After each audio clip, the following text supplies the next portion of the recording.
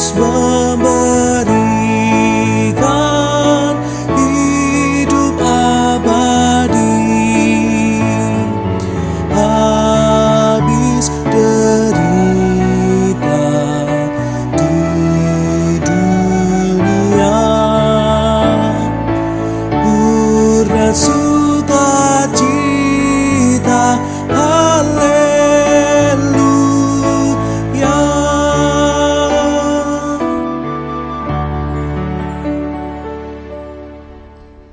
Shalom, Bapak Ibu yang kasih Tuhan.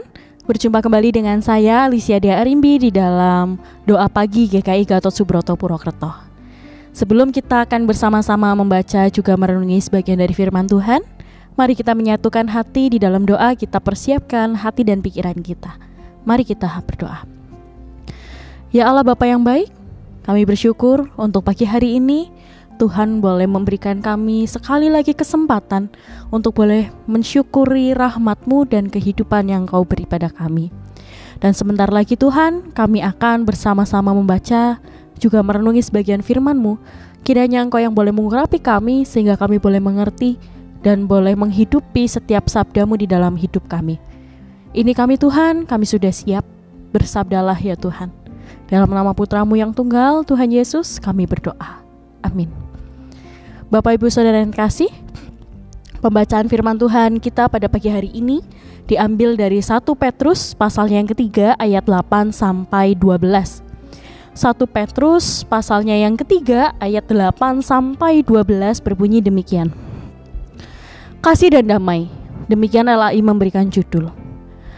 Akhirnya, hendaklah kamu semua seia sekata, seperasaan, mengasihi saudara-saudara, penyayang dan rendah hati, dan janganlah membalas kejahatan dengan kejahatan atau caci maki dengan caci maki, tetapi sebaliknya, hendaklah kamu memberkati karena untuk itulah kamu dipanggil. Ya, itu untuk memperoleh berkat.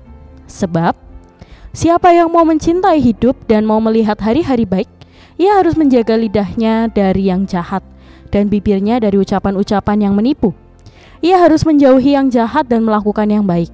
Ia harus mencari perdamaian dan berusaha mendapatkannya. Sebab mata Tuhan tertuju kepada orang-orang benar dan telinganya kepada permohonan mereka. Tetapi wajah Tuhan menentang orang-orang yang berbuat jahat. Demikianlah sabda Tuhan. Berbahagialah setiap kita yang boleh mendengar, terlebih lagi yang boleh menghidupinya. Bapak Ibu yang kasih Tuhan, pernahkah Bapak Ibu berada di dalam situasi yang berbeda pendapat dengan sesama Bapak Ibu? Saya yakin tentu kita semua pernah merasakan itu. Atau bahkan pernahkah Bapak Ibu dipersalahkan karena melakukan sesuatu yang benar? Misal, ketika Bapak Ibu berada di jalan raya begitu ya, Bapak Ibu menggunakan helm yang sesuai dengan ketentuan standar nasional Indonesia, atau Bapak Ibu menggunakan memperhatikan lampu-lampu lalu lintas dengan baik, namun Bapak Ibu dipersalahkan begitu. Atau mungkin di dalam hal-hal lain, mungkin Bapak Ibu memiliki pola hidup sehat, makan makanan yang bergizi, namun dipersalahkan karena, kok makan makanannya sayur terus sih, apa enaknya, coba deh makan junk food. Padahal yang baik untuk tubuh kita adalah makanan-makanan sehat. Sayur mayur itu makanan-makanan yang diolah dengan baik, makanan yang berasal dari bahan-bahan yang fresh, itu jauh lebih baik untuk diri kita. Tetapi tidak jarang kita dipersalahkan. Perbedaan pendapat itu sangat lekat kaitannya dengan kehidupan kita. Tidak jarang juga Bapak Ibu, perbedaan pendapat dapat menimbulkan pertikaian di antara kita. Walaupun di sisi yang lain, perbedaan pendapat itu adalah hal yang baik. Ketika ada perbedaan pendapat, maka akan banyak ide, akan banyak masukan-masukan, akan banyak solusi. Namun di waktu yang bersamaan, perbedaan pendapat itu bisa jadi sesuatu yang menimbulkan pertikaian. Dan Bapak Ibu, saya mau bertanya lagi, pernahkah Bapak Ibu berharap untuk didengar oleh orang lain ketika punya pendapat? Tentu kita sebagai manusia punya kecenderungan ingin didengar ketika kita punya pendapat. Begitu juga dengan orang lain. Orang lain juga kalau punya pendapat maunya didengar oleh kita. Jadi, sifat dasar manusia adalah mau didengar pendapatnya dan mau pendapatnya itu seragam dengan pendapat orang lain. Tapi pada kenyataannya tidak semua pendapat itu sama, selalu berbeda-beda. Dan pendapat yang berbeda-beda itu tidak selamanya membawa perdamaian, bisa juga membawa pertikaian. Termasuk juga yang ada di dalam bacaan kita hari ini, Bapak Ibu. Bacaan kita hari ini, Rasul Petrus menulis kepada jemaat di Asia Kecil. Ia menulis beberapa nasihat. Salah satunya adalah nasihat untuk boleh hidup dalam kesatuan, boleh hidup dalam perdamaian, boleh hidup di dalam kasih. Karena konteks di dalam teks kita pagi hari ini adalah jemaat di Asia Kecil itu kala itu mengalami penderitaan. Mereka hidup sesuai dengan firman Allah, mereka hidup sesuai dengan kehendak Kristus, mereka hidup benar di dalam keseharian, namun mereka ditolak oleh orang-orang di sekitar mereka. Mereka ditolak oleh orang-orang yang berpendapat bahwa hidup yang baik, hidup yang benar tidak seperti yang dilakukan oleh murid-murid Kristus. Mereka ditolak oleh orang-orang yang memandang kehidupan benar seturut dengan kehendak Allah adalah kehidupan yang salah. Mereka memandang itu bukan sesuatu yang benar. Maka umat Allah di Asia Kecil ini ditolak, dianiaya dan mengalami penderitaan. Padahal mereka hidup benar, hidup di dalam kebenaran. Maka dari itu Petrus menulis surat ini untuk memberi penguatan kepada jemaat di Asia Kecil. Petrus menulis beberapa nasihat yang ada di dalam 1 Petrus pasal yang ketiga ayat 8-12 ini. Nasihat yang pertama kita mau lihat di ayat yang ke-8. Di sana dikatakan bahwasanya perbedaan pendapat itu wajar. Perbedaan pendapat itu bukan hal yang aneh, itu pasti terjadi. Terlebih perbedaan pendapat dengan mereka yang tidak mengenal Kristus, itu hal yang sangat wajar. Namun kita sebagai umat Kristus diingatkan, kita boleh berbeda pendapat. Namun kita diharapkan punya satu tujuan yang sama. Kita punya kesamaan dalam seia sekata. Kita harus sama-sama konsisten, kita harus sama-sama mau hidup seturut dengan kebenaran firman Tuhan. Itulah yang diminta oleh Petrus di dalam surat ini. Permintaan yang pertama, sebagai jemaat Tuhan yang hidup di tengah-tengah dunia yang mungkin mudah mengalami penolakan, yang mungkin mengalami penindasan, penganiayaan, kita harus tetap seia sekata, kita harus tetap tekun di dalam prinsip iman kita. Itu yang pertama. Lalu yang kedua, di dalam ayat yang ke-9, Bapak Ibu yang kasih Tuhan, kita diingatkan juga untuk tidak membalas kejahatan dengan kejahatan, caci maki dengan caci maki, melainkan kita membalas semua kejahatan itu dengan belas kasih. Dengan rasa belas kasihan, kita rasa mengampuni. Itulah yang diminta. Perbedaan pendapat itu wajar, tetapi kita tidak diperuntukkan untuk membalas kejahatan. Ketika ada perbedaan pendapat, kita diajak untuk mau menerima lebih dulu.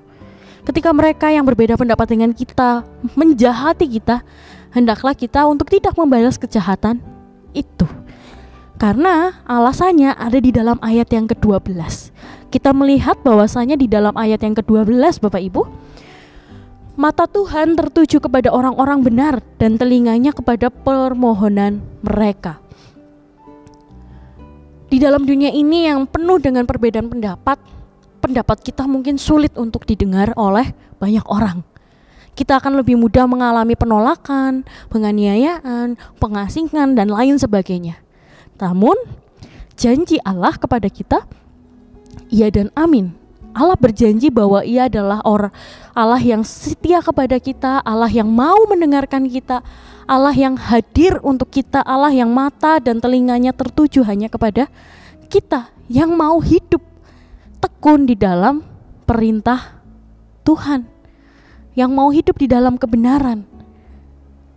Allah itu setia Bapak Ibu. Maka dari itu, janganlah kita mendengarkan hasutan-hasutan dunia untuk berbalik dan hidup sesuai dengan keinginan dunia, tetapi biarlah kita tetap setia, hidup mendengarkan Allah, dengar-dengaran dengan Allah. Karena di tengah penderitaan kita, Allah pun tetap mendengarkan kita. Itulah yang kita sama-sama dapatkan di dalam pagi hari ini, bahwa God is always listening and understanding.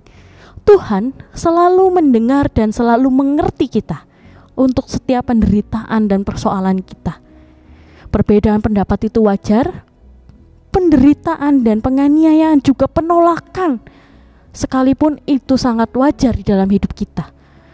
Namun kita diminta untuk tetap setia, untuk tetap dengar-dengaran dengan Allah. Karena Allah kita adalah Allah yang senantiasa mendengar setiap jerit dan seru kita. Amin. Saat teduh untuk kita semua.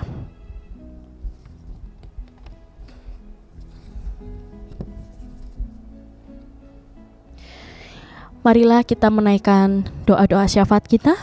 Mari kita menyatukan hati, kita akan berdoa.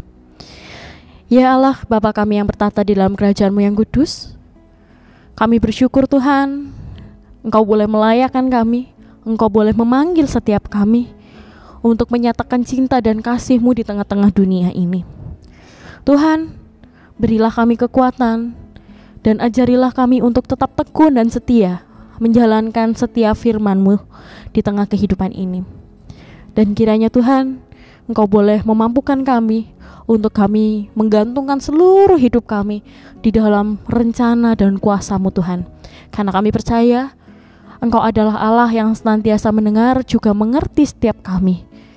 Engkau memberikan mata dan telinga-Mu untuk setiap kami. Maka ajarilah kami untuk juga mau dengar-dengaran dengan Engkau Tuhan. Dan pada saat ini kami mau berdoa untuk kehidupan di GKI Gatot Subroto Purwokerto, untuk setiap badan pelayanan, untuk setiap jemaat, simpatisan, dan juga aktivis Tuhan yang boleh memberkati. Biar setiap hal yang kami lakukan di dalam gereja-Mu ini boleh menjadi berkat bagi banyak orang. Dan saat ini juga Tuhan, kami teringat untuk sekolah-sekolah Kristen di bawah YP3K, untuk setiap proses pembelajaran dan juga setiap pergumulan, juga setiap prosesnya Tuhan di dalam sekolah YP3K, kami serahkan di dalam naungan cinta kasih-Mu. Biarlah Engkau yang boleh senantiasa menyertai anak-anak kami, guru dan juga staf, agar mereka boleh senantiasa bertumbuh di dalam iman Kristen dengan baik dan boleh menjadi berkat bagi banyak orang. Kami juga teringat untuk anggota jemaat kami yang berulang tahun Tuhan di dalam minggu ini. Kami bersyukur Engkau boleh menambahkan 1 tahun lagi usia bagi setiap mereka. Kiranya Engkau senantiasa memberkati juga dengan kebijaksanaan dan hikmat, sehingga di usianya mereka yang baru, mereka boleh senantiasa menjadi anak-anak-Mu yang terus bertumbuh, yang terus menjadi bijaksana seturut dengan kehendak firman-Mu. Kami juga teringat untuk jemaat kami yang dalam kelemahan fisik dan juga lansia Tuhan, kepada Ibu Frans Wawolangi, Bapak Sutejo, Ibu Hernanto, Ibu Gan Keciang, Ibu Ratna, Bapak Werimon, Ibu Simon, Ibu Asikin, Ibu Heni, Bapak Timotius, Ibu Hutauruk, Ibu Handoyo, Ibu Silvia, Ibu Ayong, Bapak Edi Mulyanto, dan Ibu Gianti. Tuhan yang boleh memberkati mereka satu persatu. Tuhan boleh jamah setiap pergumulan mereka. Tuhan boleh senantiasa pulihkan mereka lewat obat-obatan dan juga perawatan. Juga kiranya Tuhan memberkati setiap keluarga yang mendampingi mereka, melimpahi mereka dengan kekuatan, damai sejahtera dan sukacita, sehingga mereka boleh saling menopang satu sama lain. Dan pada akhirnya jemaat kami ini boleh senantiasa dipulihkan, boleh kembali bersama-sama melayani Tuhan lewat apapun yang mereka lakukan Tuhan. Inilah doa-doa kami Bapa yang jauh daripada sempurna, yang kami alaskan di dalam nama Putra-Mu yang tunggal, Tuhan Yesus Kristus, Juru Selamat kami yang hidup. Amin.